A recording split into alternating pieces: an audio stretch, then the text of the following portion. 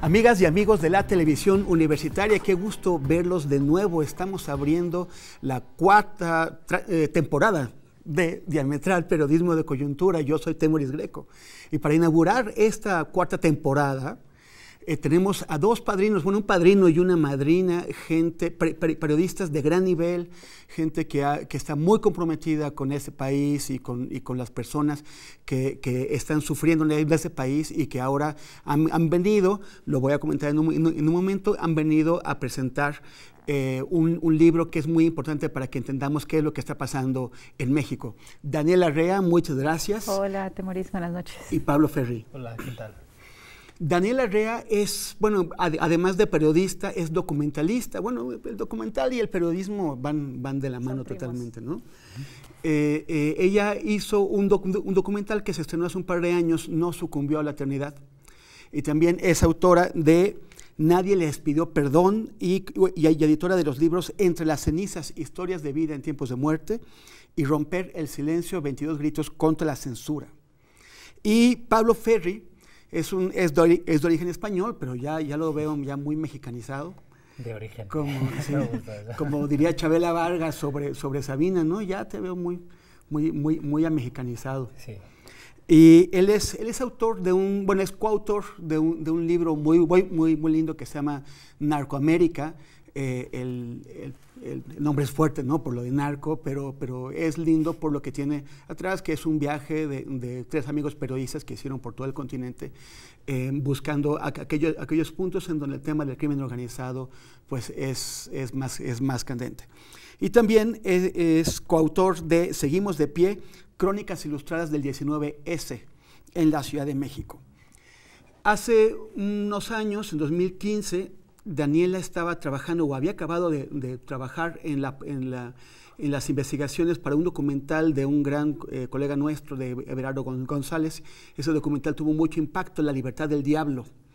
Y coincidió con que Pablo Ferri pues acababa de tener también de dar un golpe periodístico de la mayor importancia en México al desenmascarar las mentiras del ejército mexicano, que había simulado que en el poblado de Tlatlaya, en el Estado de México, se había producido un enfrentamiento, cuando en realidad lo que había ocurrido ahí fue la ejecución a sangre fría de personas que habían sido ya detenidas y que se han inmovilizadas.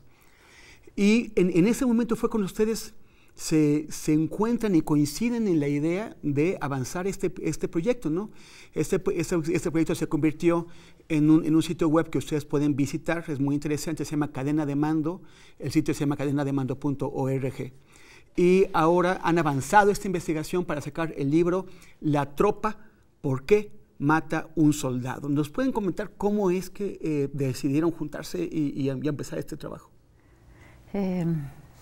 Creo que partimos de una decepción, ¿no? Casi fue un fracaso. Sí, veníamos los dos sintiendo un fracaso en cuanto al entendimiento, como que teníamos ya varios años escribiendo sobre el impacto de la violencia, hablando con familiares de víctimas, con personas que fueron víctimas, con organizaciones, yendo al terreno y había un momento en el que ya nuestro nivel de comprensión había llegado a un tope, ¿no? Había cosas que ya no nos ayudaban a tener respuestas para preguntas como justamente ¿por qué un soldado mata? ¿Por qué un hombre que jura defender al país y a proteger a los ciudadanos, ¿no? Creyendo en esta teoría del Estado, termina dándole 6 tiros en la cara a un joven herido, que no significaba ningún tipo de amenaza para él, ¿no?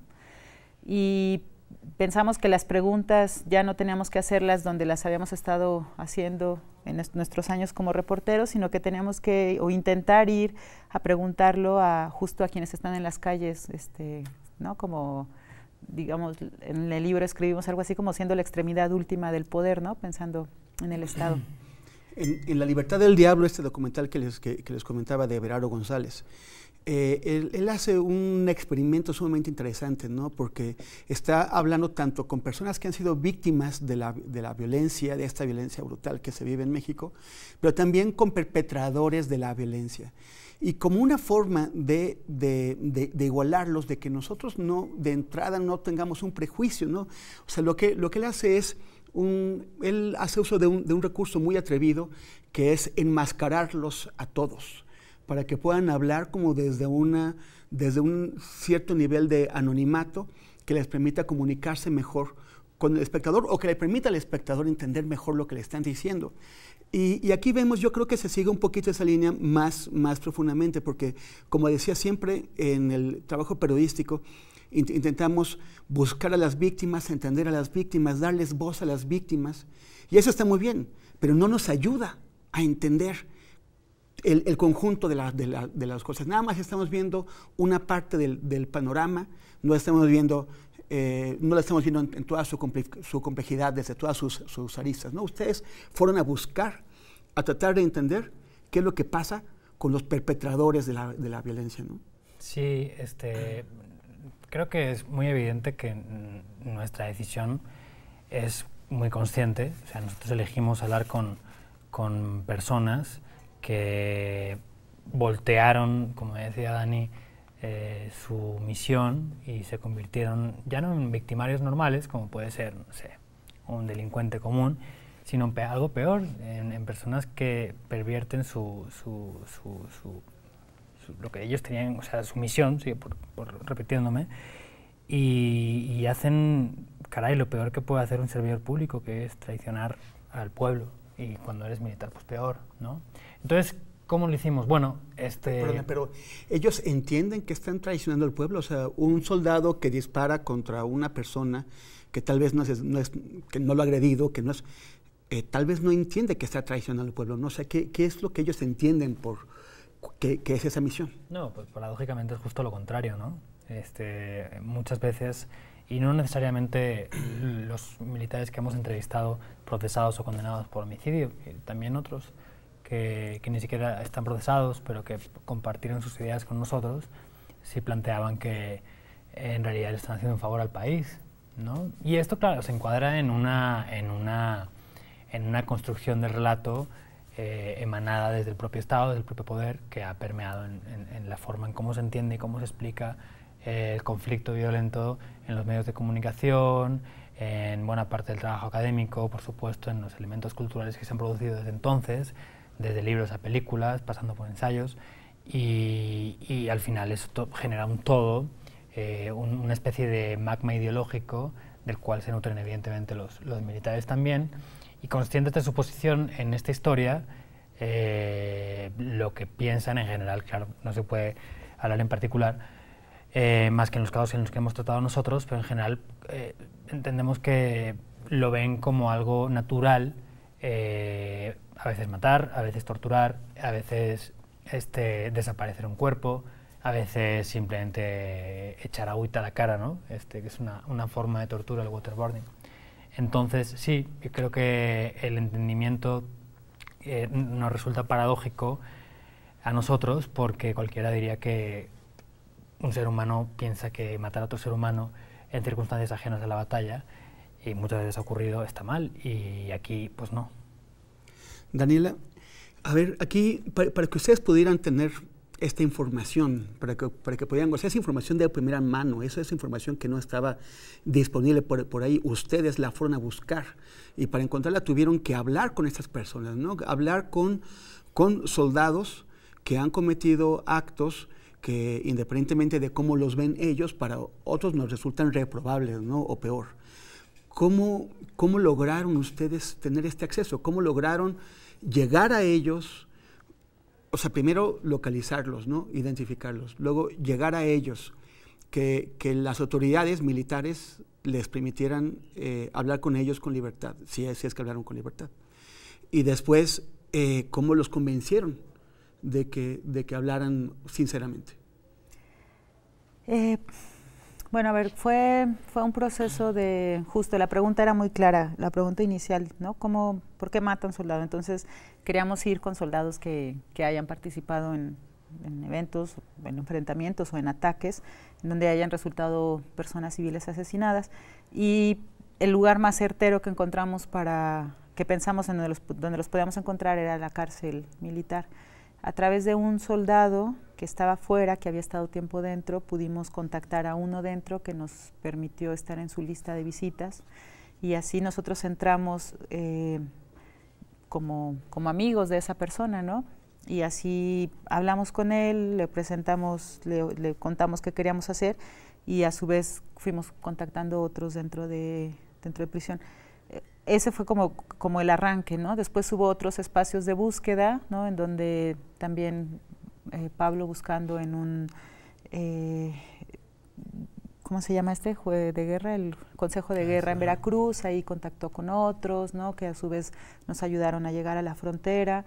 En la ciudad, o sea, no sé, habíamos conocido a policías federales que habían sido soldados, ¿no? Entonces, en algunas marchas, ahí pudimos contactar con otros. En el caso de otros, sobre todo de los que tenían más años de haber sido soldados, fue gracias al apoyo de unos compañeros que hicieron el documental Causa Alta, que justo produjo la UNAM en el 2014, sobre por qué los soldados se hacen soldados. Y con su apoyo llegamos a San Juan Guichicobi y un pueblito del Istmo en Oaxaca. Y así fue, o sea, como que fueron diversas fuentes, diversos apoyos, diversos espacios en donde pudimos contactar a distintos tipos de soldados, o soldados cuyas condiciones, tanto en el ejercicio de su labor, o sea, de su trabajo, como su condición en la vida, eran variadas y nos podían dar como un repertorio más alto, ¿no? Como mayores escenarios. Y el tema de la confianza, pues eso siempre fue algo que traíamos ahí medio problematizando Pablo y yo, porque claramente nosotros queríamos que ellos nos tuvieran confianza, ¿no? Y queríamos que nos respondieran las preguntas que nosotros teníamos. Pero muchas veces, escuchando sus respuestas, nos surgió la pregunta de si nosotros podíamos tener confianza en esas respuestas, ¿no? De qué tanto esas respuestas... O sea, primero les preocupó lograr la confianza de ellos, y después, ¿y qué tanto podemos confiar en ellos? Sí, sobre todo, o sea, confiar en ellos en un sentido de que esas respuestas, desde dónde estaban siendo respondidas nuestras preguntas, ¿no? Si estaban siendo respondidas, como intuimos en el caso de la cárcel, estaban siendo respondidas desde muchachos sentenciados por homicidio que tenían un interés como muy básico de reivindicar su inocencia, aunque fuera ante dos reporteros que se acercaban ahí a prisión. O pensar que esa respuesta venía de gente que ya tenía, de soldados que tenían ya muchos años retirados, en donde nosotros pensamos que podría haber habido un año de reflexión sobre la vida, y más bien lo que creemos es que no ha habido tal reflexión sobre sus actos, porque también es cómodo, confortable creer que lo que hiciste estuvo bien, ¿no? Y es complicado que alguien llegue 20 años después y te cuestione si estuvo bien o no atacar comunidades indígenas, por ejemplo, ¿no? Vamos a esperar un momento, Daniela. Vamos a ir a una pausa. Regresamos después de los mensajes. Continuamos en Diametral, periodismo de coyuntura. Estamos conversando con Daniela Rea y Pablo Ferri sobre por qué mata un soldado. Y te interrumpí salvajemente, Dani. Impunemente. Sí, impunemente. Se ve el latigazo todavía. Ya no sé qué, no, estábamos en... De la confianza estábamos. Sí, hablando. Fueron cosas que nosotros no pensamos al momento de plantearnos el reto de ir a entrevistar soldados, ¿no? Creíamos que el principal reto era lograr su confianza para poder lanzar nuestras preguntas, pero en el proceso nos dimos cuenta de muchas cosas, que está la duda de si les creemos o no, también si ellos nos creen o no, ¿no? También la duda de dónde viene, desde dónde están respondiendo, desde qué lugar y qué seguridad o qué interés están respondiendo nuestras preguntas. También una pregunta que nos llegó ya como al final del trabajo, que era cómo sabemos en qué momento está hablando el soldado persona o el soldado soldado. También hasta qué punto las respuestas que ellos nos daban eran también como para salir al paso, ¿no? Como para decirnos lo que ellos creían que nosotros queríamos escuchar. Y todo eso pues hace que sea muy complejo el proceso de escucha, ¿no? Porque además es una persona a la que perpetró crímenes en muchos casos, y que también nos detonaba la pregunta de constantemente de qué derecho, o sea, de si tienen derecho a ser escuchados, ¿no? En un país en donde cada día se suman víctimas de la violencia de Estado, a veces teníamos la sensación de si tenía sentido seguir haciendo ese trabajo, ¿no? De si para las víctimas del Estado tenía sentido hacer un libro así. Esto como consecuencia de la lógica que plantea el colega nuestro John Gibler, ¿no? Que dice que el Estado al final habla cuando perpetra un crimen, entonces no tiene derecho a una réplica porque sería una ventaja después, ¿no? Pero sí, o sea, todo ese... Pero aquí tú no estás poniendo, o sea, no estás poniendo al Estado a hablar, sino a una persona que es su instrumento. Pero ¿no? fíjate, Daniela decía algo muy interesante, y es que a veces no supimos definir estos conceptos hasta el final, pero sí nos rondaba esta idea por la cabeza desde el principio, y es que a veces no sabíamos si hablaba el soldado como persona o el soldado como parte del Estado, como parte de una institución del Estado, ¿no?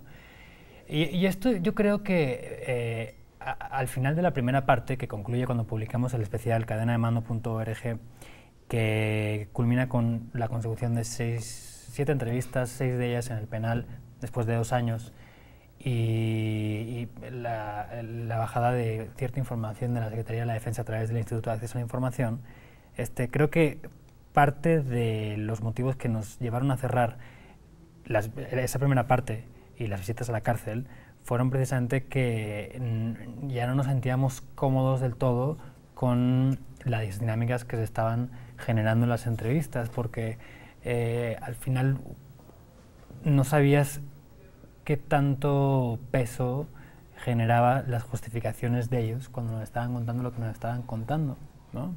Entonces muchas veces, no sé, nos dábamos cuenta, yo recuerdo el caso de un teniente, y ahora lo detallo, de que había una intención evidente de llevar la conversación por cierto lugar por parte de ellos, y que a veces... ¿De ellos o del teniente? De ellos, pero voy a hablar del caso del teniente en concreto. Pero no era un caso solo, fueron varios. Y que a veces te despistabas y salías de las entrevistas y dices, pero a ver, ¿por qué no me ha hablado de lo que quería hablar? El caso de este teniente es interesante porque, bueno, él estuvo destinado en Nuevo León entre 2010 y 2012 aproximadamente. Entonces el evento que le había llevado finalmente a prisión era que un día había detenido él y su sección a un tipo que estaba junto a una tienda de conveniencia, ¿no? O algo así, y le habían aplicado el cuestionario inteligente para que la audiencia ubique... Ahí voy. Para que la audiencia ubique durante el sexenio de Calderón la Secretaría de la Defensa cuando emitió un marco, digamos, no sé cómo decirlo, bueno, ellos le llamaban Directiva Integral de Combate al Narcotráfico. Era un dossier que presentaba un conjunto de acciones y directrices para tener en cuenta en situaciones de combate al crimen organizado, ¿no? Entonces, pues al final del documento habían como 3 o 4 páginas en las que se preveían, aparecían como más de 100 preguntas que los militares que detuvieran en flagrancia, se supone, a alguien por delitos relacionados con delincuencia organizada, etcétera, delitos contra la salud, etcétera, le pudieran pasar a los detenidos. O sea, en el caso del teniente, agarraron a este chico que decían que ellos que era un halcón y le aplicaron, además fíjate los eufemismos, ¿no? Le aplicaron el cuestionario inteligente, es que le empezaron a preguntar... El cuestionario inteligente. Sí, cuestionario inteligente. Sí, porque se trata de sacar inteligencia, como le dicen ellos también, para detener a más gente luego. Es que, claro, como no son ministerios públicos, entiendo yo, la forma de aplicar el cuestionario inteligente, digamos que trascendía la mera enunciación de las preguntas y se apoyaba mucho en los golpes. Hasta tal punto, en el caso de este teniente y sus hombres, que mataron a esta persona. Pero fíjate cómo son las cosas, y que después de hablar varias veces con él, nunca fuimos capaces de saber quién había matado o quién había pegado más golpes, o a quienes por lo menos ellos acusaban entre ellos de haber pegado más golpes para que esta persona se muriera. Él nada más dijo que se nos murió porque le aplicamos el cuestionario inteligente. ¿Eso qué significa? Que ahí ves como el teniente trataba de hablar no como persona, sino como Estado. Es decir, yo como parte del Estado implicada Me quejo porque en realidad estaba cumpliendo con la directiva, con las directrices que me daban mis mandos, que era aplicar el cuestionario inteligente. Si en la aplicación del cuestionario inteligente yo, como militar, se me va la mano, pues no es mi culpa. Entonces eso generaba un conflicto ético que no sabíamos cómo resolver en ese momento y decidimos cambiar el punto de mira. Además ya habíamos hecho bastantes entrevistas ahí adentro e irnos a reportear a otro lado.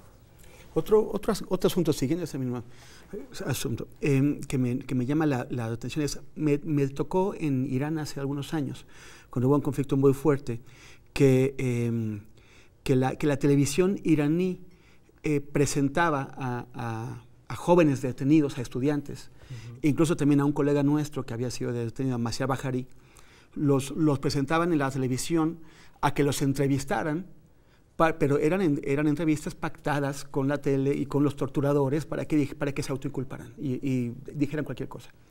Después también vi un programa de Vice, un documental de Vice, la primera ocasión en que vimos qué es lo que pasaba dentro del territorio que dominaba Estado Islámico del Califato en Raqqa, en Siria.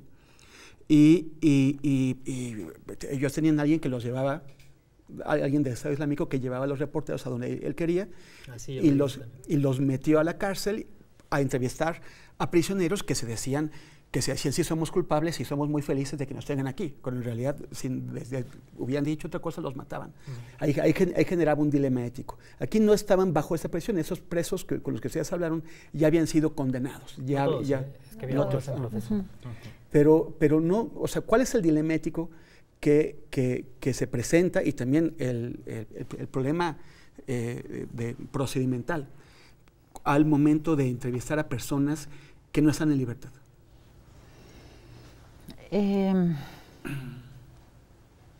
Bueno, me parece que el principal dilema ético en eso es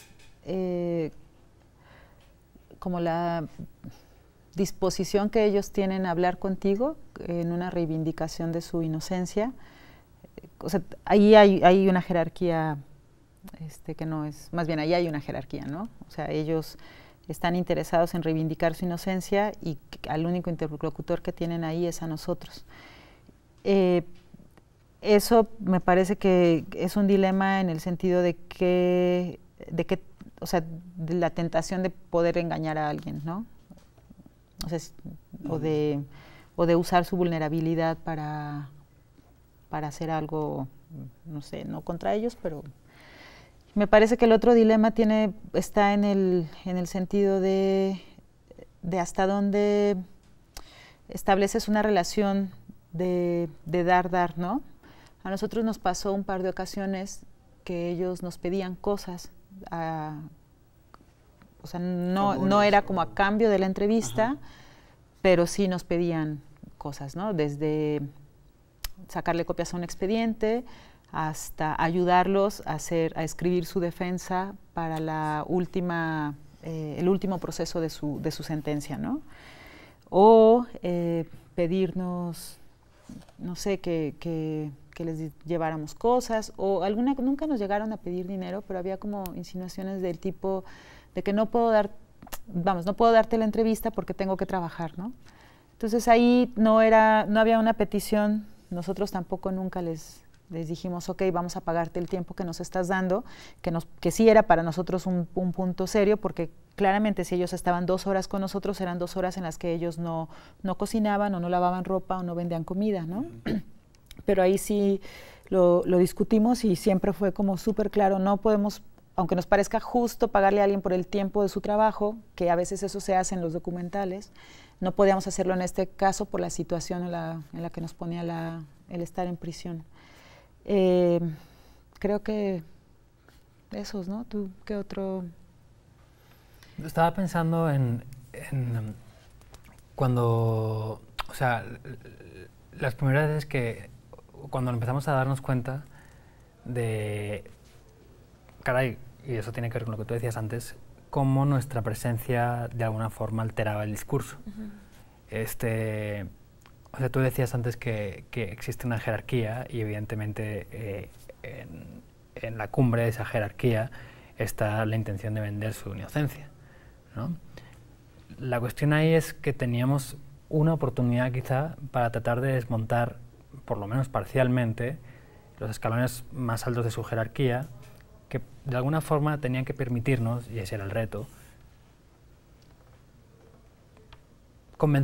permitirnos que ellos entendieran que no tenían por qué adoptar un discurso aprendido desde que estaban en proceso o condenados. O sea, una vez estaban dentro de prisión, ellos ya se daban cuenta del error, digamos, ¿no? Entonces ya era muy difícil, por ejemplo, en los casos de entrevistas dentro de prisión, que te hablaran de experiencias de tortura o de malos tratos o de enfrentamientos más allá de la adrenalina y el sentimiento que se da en esos momentos de miedo, de algo más fisiológico que psicológico. Pero fuera de prisión, cuando empezamos a reportear, pues primero en Tamaulipas, luego también en Veracruz, más tarde en Oaxaca, cuando viajamos al Istmo, creo que ahí la sensación de libertad fue mucho mayor, en el sentido de que no veíamos que hubiera una tendencia a justificar y desde luego a sacar de su discurso términos y no sé, y Algo te cosas. voy a tener que cortar otra vez porque de nuevo se nos Sí, acaba no, el tiempo. está bien, mejor te porque toca, he dicho cosas. Te tocó a ti. Pero bueno, como ven, el tema es súper interesante. No nos alcanza media hora, que es lo que suele durar este programa. Por eso lo vamos a tratar en 2 programas. El siguiente sábado vamos a tener la segunda parte de esta entrevista, pero ahora sin Daniela, porque Daniela tiene obligaciones muy importantes. Se nos tiene que ir en este momento. Es una pena. Nos vamos a quedar solamente con Pablo. Pero ya somos como una misma cosa, tenemos 4 años pensando juntos, así que ya... El ordenador de la compu de 2001. Daniela, muchísimas gracias. Gracias, Temoris, por la invitación. Amigas y amigos, nos vemos el próximo sábado aquí en Diametral Periodismo de Coyuntura. Soy Temoris Greco y seguiremos con Pablo Ferri.